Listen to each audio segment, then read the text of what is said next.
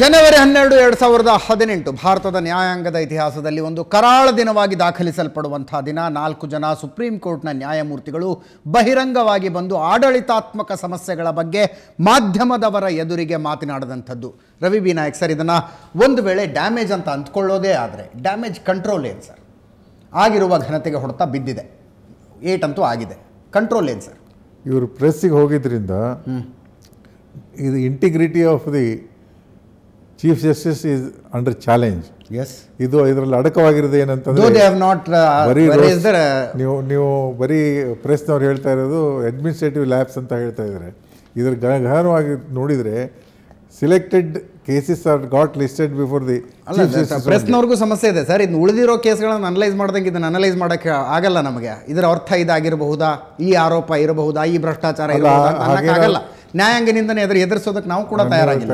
ನೀವು ತಯಾರಿಲ್ಲದೆ ಇರೋದ್ರಿಂದ ಬೆಳಗ್ಗೆಯಿಂದ ಏನು ಬರ್ತಾ ಇದೆ ಅಂದರೆ ಅಡ್ಮಿನಿಸ್ಟ್ರೇಟಿವ್ ಲ್ಯಾಬ್ಸ್ ಅಂತ. ಎಸ್, ಈ ಅಡ್ಮಿನಿಸ್ಟ್ರೇಟಿವ್ ಲ್ಯಾಬ್ಸ್ ಯಾಕೆ ಕ್ರಿಯೇಟ್ ಆಯಿತು ಅಂತಂದರೆ, ಒಂದು ಬೆಂಚ್ ಮುಂದೆ ಇರೋ ಕೇಸ್ನ ತಾವೇ ಹೇಳ್ಕೊಂಡು ತಾವೇ ತೀರ್ಮಾನ ಮಾಡೋಕ್ಕೆ ಶುರು ಮಾಡಿದರೆ an impression can be gathered saying that for some reason this is being done ಅಂತ ಹೇಳಿ. ಆಗಿರೋದ್ರಿಂದ ಈಗ ಕಂಟೆಂಪ್ಟಿಗೆ ಹೆದರಿ ಆ 4 ಜನರು ಆಚೆ ಬಂದು ಹೇಳ್ತಾ ಇಲ್ಲ, ಬರೀ ಅಡ್ಮಿನಿಸ್ಟ್ರೇಟಿವ್ ಲ್ಯಾಬ್ಸ್ ಅಂತ ಹೇಳ್ತಾ ಇದ್ದಾರೆ. ಅಡ್ಮಿನಿಸ್ಟ್ರೇಟಿವ್ ಲ್ಯಾಬ್ಸ್ ಇದ್ದರೆ ಕಂಟೆಂಪ್ಟ್ ಆಗೋದಿಲ್ಲ. ಅಕಸ್ಮಾತ್ ಆಳಕ್ಕೆ ಹೋಗಿ ಇದು ಕಾರಣ ಏನು, ಇಂತಿಂಥ ಕೇಸ್ಗಳು ಅವರು ತಾವೇ ಹೇಳ್ಕೊಂಡು ತಾವೇ ಮಾಡ್ತಾ ಇದ್ದಾರೆ ಅಂತಂದರೆ ಈ can be presume the beyond the intention can be got cleared with regard to the aspect of the matter as to why he has withdrawn the cases and just rendered the judgments. I think ಒಂದು ಅಜಿತ್, ಬಹುಶಃ ಈ ಚಲಮೇಶ್ವರ್ ಅವರು October 27 Luthra ಕೇಸ್ನಲ್ಲಿ ಕೊಟ್ಟಿದ್ದ ಕಂಪ್ಲೇಂಟ್ನ chief ಜಸ್ಟಿಸ್ಗೆ ಏನು ಕೊಟ್ಟಿದ್ದಾರೆ, ನಾವು ಆ ಕಂಪ್ಲೇಂಟ್ನ ಪೂರ್ತಿ ಸಾರಾಂಶ ಓದಿದ್ರು ಅದು clear cut case of administrative lapse ಅಂತ ನಾವು ಹೇಳಲಿಕ್ಕಾಗಲ್ಲ 100%. ಆದರೆ ಒಂದು ವಿಷಯ ಇದೆ, ಬಹುಶಃ ಅಂಥ ವಿಷಯಕ್ಕೆ ಹೋಗಿ ಚಲಮೇಶ್ವರ್ ಅವರು ಪ್ರೆಸ್ ಕಾನ್ಫರೆನ್ಸ್ ಮಾಡಿ ಒಂದು ದೊಡ್ಡ ರಥಂತ ಎಬ್ಸಬೇಕಾಗಿರಲಿಲ್ಲ. ಆದರೆ ಒಂದು ಇಶ್ಯೂ ಇದೆ, ದೀಪಕ್ ಮಿಶ್ರಾ ಕೇಸ್ಗಳನ್ನ ಆಯಾ ಪೀಠದ ಎದುರಿಗೆ ಅಸೈನ್ ಮಾಡುವಂಥದ್ದು ಮುಖ್ಯ ನ್ಯಾಯಮೂರ್ತಿಗಳ ವಿವೇಚನೆಗೆ ಬಿಟ್ಟಂತ ವಿಷಯ ಅಲ್ಲ ಸರ್. ಅದು ಅಲ್ಲ, ಮುಖ್ಯ ನ್ಯಾಯಮೂರ್ತಿ system to be followed. Yes, ಮುಖ್ಯ ನ್ಯಾಯಮೂರ್ತಿ ರೋಸ್ಟರ್ ಪ್ರಕಾರ ಫಾಲೋ ಮಾಡ್ತಾರೆ. ಸುಪ್ರೀಂ ಕೋರ್ಟ್ನಲ್ಲಿ ಕೆಲವು ಕಾಂಟ್ರವರ್ಷಿಯಲ್ ಕೇಸಸ್ನ ಕೆಲವು ಬೆಂಚಸ್ಗೆ ನ್ಯಾಯಮೂರ್ತಿನೇ ತೀರ್ಮಾನ ಮಾಡ್ತಾರೆ ಕಾಂಟ್ರವರ್ಷಿಯಲ್ ಕೇಸಸ್ ಎಲ್ಲಿಗೆ ಹೋಗಬೇಕು ಅಂತ. ಆದರೆ ದೀಪಕ್ ಮಿಶ್ರಾ ಮೇಲೆ ಒಂದು ಜವಾಬ್ದಾರಿ ಇದೆ. ಆ ಜವಾಬ್ದಾರಿ ಏನಂತಂದರೆ, ಈ ಒಂದು ಏನು ಒಂದು ಸಂಶಯವನ್ನು ಸೃಷ್ಟಿ ಮಾಡಿದ್ದಾರೆ ಬೊಟ್ಟು ತೋರಿಸೋಂಗೆ ಚೀಫ್ ಜಸ್ಟಿಸ್ ಆಫ್ ಇಂಡಿಯಾ ಮೇಲೆ, ಬಹುಶಃ ಅವರು ಆಂತರಿಕವಾಗಿ ಫುಲ್ ಕೋರ್ಟ್ ಮೀಟಿಂಗ್ನ ಈ ವಿಷಯದ ಮೇಲೆ ಕರೆದು ಪ್ರಸ್ತಾಪ ಮಾಡಿ ಅದರಲ್ಲಿ 2 ವಿಷಯನೂ ಪ್ರಸ್ತಾಪ ಆಗಬೇಕು. ಒಂದು, ಅಡ್ಮಿನಿಸ್ಟ್ರೇಟಿವ್ ಲ್ಯಾಬ್ಸ್ ಇತ್ತ ಅದನ್ನ ಹೇಗೆ ಬಗೆಹರಿಸ್ಕೋಬೇಕು ಆಂತರಿಕವಾಗಿ. ಎರಡನೇದು, ಪ್ರೆಸ್ ಕಾನ್ಫರೆನ್ಸ್ ಹೋಗಿದ್ದು ಸರಿನಾ, ಇನ್ನು ಮುಂದೆ ಪ್ರೆಸ್ ಕಾನ್ಫರೆನ್ಸ್ ಹೋಗೋದಕ್ಕೆ ನಾವು ಪರ್ಮಿಟ್ ಮಾಡ್ಬೋದಾ ಜಡ್ಜಸ್ ಆಫ್ ಸುಪ್ರೀಂ ಕೋರ್ಟ್. ಬಹುಶಃ ಅಂತ ಸೊಲ್ಯೂಷನ್ ಹುಡುಕಬೇಕು. ಈಗ ಅಂತಿಮವಾಗಿ ರಾಷ್ಟ್ರಪತಿಗಳೇ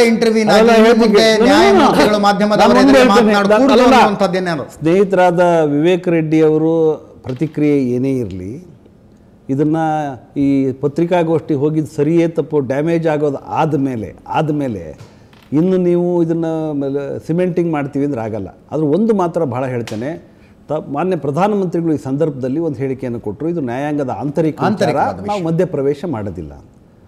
ನ್ಯಾಯಾಂಗಕ್ಕೆ ಸ್ವಾತಂತ್ರ್ಯವನ್ನು ಕೊಡ್ತಕ್ಕಂಥ ಕೆಲಸ ಕಳೆದ 3.5 ವರ್ಷದಲ್ಲಿ ಕಡಿಮೆಯಾಗಿದೆ ಎಂಬುದು ಒಂದು ಸಾರ್ವಜನಿಕ ಚರ್ಚೆ ವಿಚಾರ. ಓಕೆ, ಒಂದು ರಾಜ್ಯದ ಮುಖ್ಯ ನ್ಯಾಯಮೂರ್ತಿ ಯಾರಾಗಬೇಕು ಅನ್ಬೇಕಾದ್ರೆ ಅಲ್ಲಿ ರಾಜ್ಯಪಾಲರು ಮುಖ್ಯಮಂತ್ರಿಗಳ ಜೊತೆ ಕನ್ಸಲ್ಟೇಷನ್ ಮಾಡ್ತಕ್ಕಂಥ ಸಂಪ್ರದಾಯ ಇದೆ. ನ್ಯಾಯಾಧೀಶರ ವರ್ಗಾವಣೆ ಆಗಬೇಕಾದ್ರೂ ಕೂಡ ಆಯಾ ಸರ್ಕಾರ ಮತ್ತು ಆ ಹೈಕೋರ್ಟಿನ ಮುಖ್ಯ ನ್ಯಾಯಾಧೀಶ ಜೊತೆ ಕಾರ್ಯಾಂಗ ಲಾ ಮಿನಿಸ್ಟರ್ ಚರ್ಚೆ ಮಾಡ್ತಾರೆ.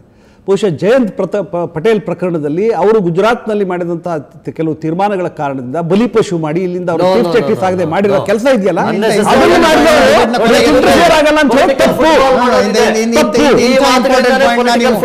ಪಟೇಲ್ ಪ್ರಕರಣದಲ್ಲಿ ಕೇಂದ್ರ ಸರ್ಕಾರ ಮಧ್ಯಪ್ರವೇಶ ಮಾಡಿದೆ. ಇದು ಗುಜರಾತ್ ಪ್ರಶ್ನೆ ಕೇಳ್ತಾ ಇದ್ದೀನಿ ಸರ್, ಅವಾಗಿಂದ ಪ್ರಶ್ನೆ ಕೇಳ್ತಾ ಇದ್ದೀನಿ.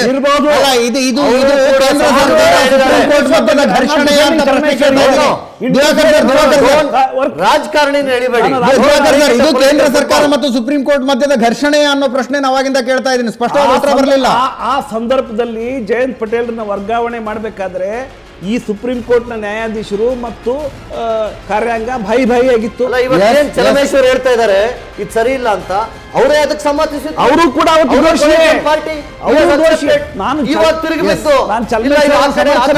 ಮೂರು ಜನ ಗಣ್ಯ ಅತಿಥಿಗಳಿಗೆ ಧನ್ಯವಾದಗಳನ್ನು ಅರ್ಪಿಸ್ತೀನಿ. ರವಿ ಬಿ ನಾಯಕ್ ಮತ್ತು ಜಸ್ಟಿಸ್ ಸಂತೋಷ್ ಹೆಗಡೆ ಅವರು ಹೇಳಿದ ಹಾಗೆ ಇದು ಮನೆಯ ಒಳಗಿನ ವಿಷಯ, ಮನೆಯೊಳಗೆ ಬಗೆಹರಿಬೇಕಾಗಿತ್ತು. ಮಾಧ್ಯಮದವರ ಎದುರಿಗೆ ಬಂದಿದ್ದು ಸರಿಯಲ್ಲ. ಮಾಧ್ಯಮದವರ ಎದುರಿಗೆ ಬಂದ ಮಾತ್ರಕ್ಕೆ ಸುಪ್ರೀಂ ಕೋರ್ಟ್ನಲ್ಲಿರುವಂಥ ಇವರು ಹೇಳಿದ ಆಡಳಿತಾತ್ಮಕ ವಿಷಯಗಳಾಗಿರಬಹುದು, ಅದರ ಹಿಂದಿನ ಹಿಡನ್ ಕಾರಣಗಳಾಗಿರಬಹುದು, ಅದು ಯಾವುದೂ ಕೂಡ ಬಗೆಹರಿಯೋದಿಲ್ಲ.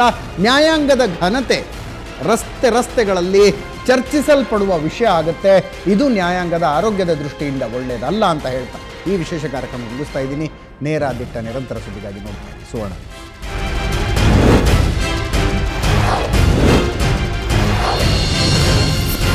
Ajay in left, right and center.